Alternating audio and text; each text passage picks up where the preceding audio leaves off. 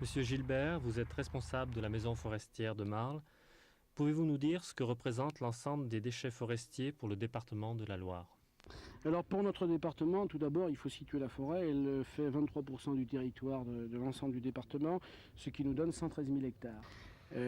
La forêt est variée, elle est principalement résineuse. Sur ces 113 000 hectares, on estime à peu près que la forêt produit chaque année 400 000 à 500 000 mètres cubes d'accroissement, c'est-à-dire que les plantes grandissent et produisent à peu près 400 000 mètres cubes de matière ligneuse. Sur ces 400 000 mètres cubes de matière ligneuse, nous avons une production de 240 000 mètres cubes de bois d'œuvre. 240 000 mètres cubes? Oui, 240 000 mètres cubes de bois d'œuvre, principalement résineux.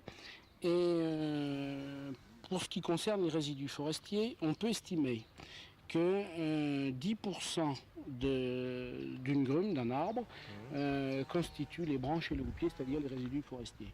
Mais disons que si la moitié de ces 24 000 mètres cubes était exploitable, ça nous ferait quand même une masse végétale de 12 000 mètres cubes d'exploitable, ce qui ferait quand même quelque chose d'assez important.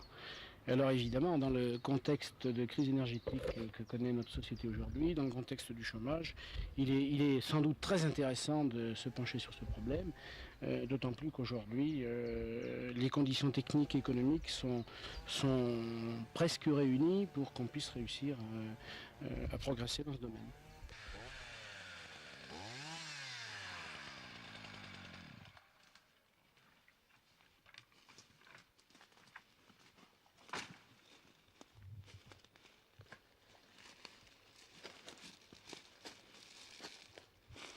Monsieur Julien, bonjour.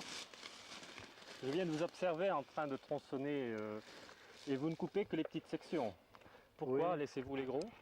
La forêt, bien sûr, c'est de l'agrume, c'est de la futaie, mais c'est aussi du taillis. Et ce taillis, bon, c'est considéré comme un sous-produit forestier, mais pourtant c'est quand même important. Parce que c'est déjà beaucoup de bois de chauffage.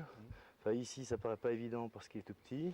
Mais quelquefois, donc, c'est une bonne partie de bois de chauffage. Mais des petites sections comme celle-là ne partent pas en bois de chauffage. Qu'est-ce que vous en faites? Soit donc on les abat, on les regroupe et avec une pince, on peut tirer les perches entières.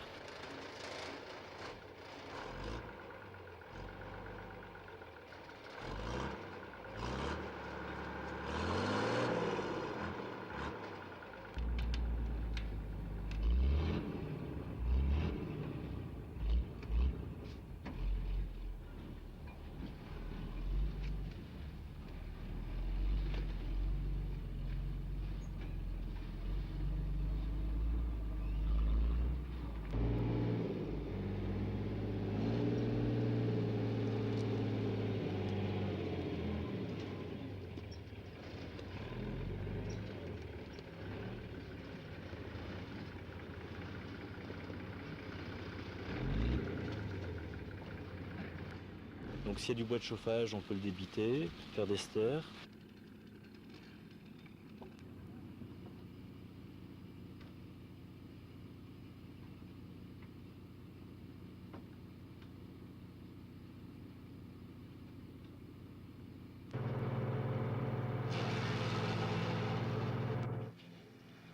Et les branches, après, on les passe dans le broyeur qu'on met en tas directement.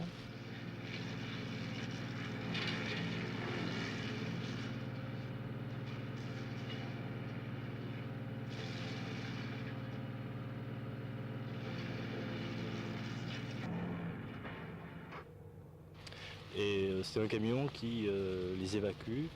Et nous, l'utilisation qu'on en fait, c'est compost forestier.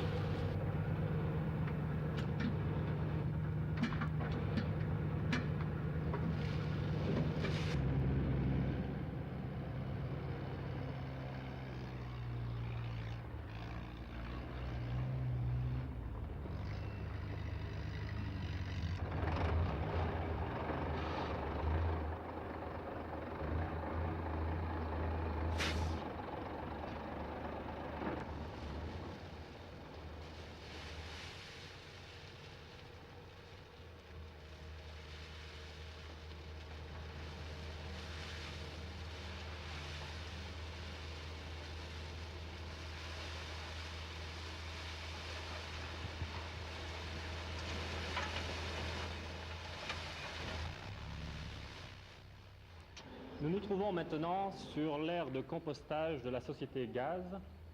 Monsieur Thiolin, pouvez-vous nous parler de la fabrication du compost? Oui, bien entendu. Donc nous réceptionnons tous les produits sur une aire dallée. Ensuite, nous faisons des andins avec incorporation de levain afin de favoriser un peu l'action microbienne.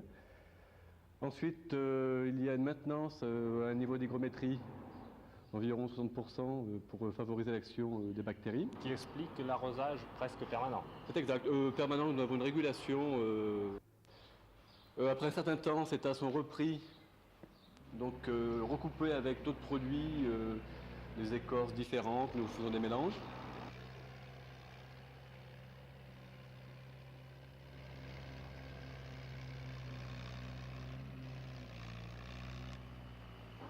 Et après environ 3 ou 4 mois, ce terreau repasse dans un broyeur, qui est un broyeur à marteau, en vue d'un affinage pour rendre le produit plus fin et beaucoup plus homogène.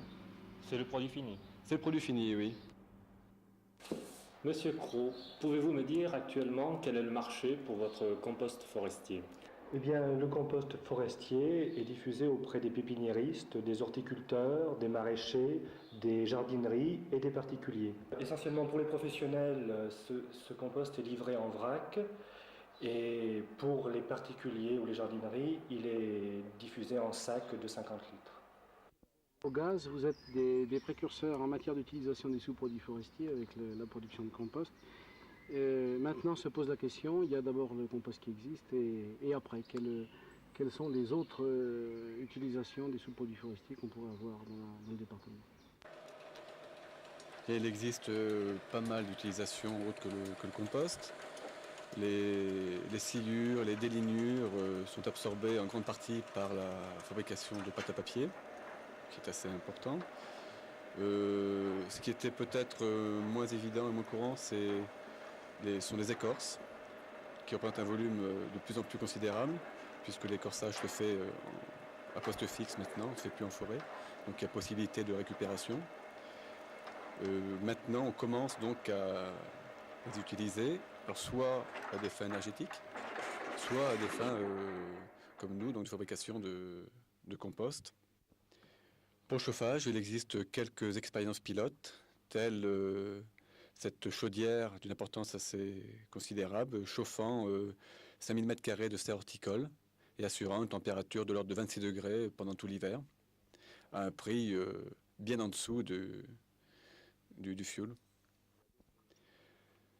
Il y a d'autres utilisations également assez diverses. Vous voyez la fabrication de fraisies, par exemple, qui est un râpage des déchets de coupe de poteaux. Donc ça sert au conditionnement, à l'emballage des fruits.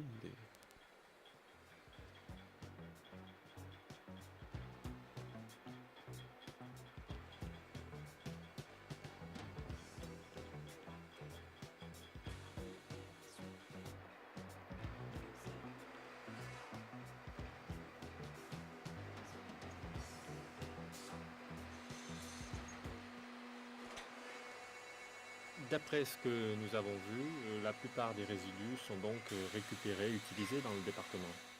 Eh bien non, ce n'est pas tout à fait le cas. Nous avons simplement vu ce qui est fait actuellement par quelques entreprises dans la région du Forez. Les résidus forestiers provenant soit des forêts, soit des scieries, ne sont pas tous valorisés actuellement. Il ne tient donc qu'aux acteurs de l'économie et de la recherche de permettre aux innovateurs, qui sont dans le domaine de l'utilisation des résidus forestiers, de continuer plus en avant ces expérimentations dont l'AFODER a tenté de faire le tour d'horizon dans le Forez.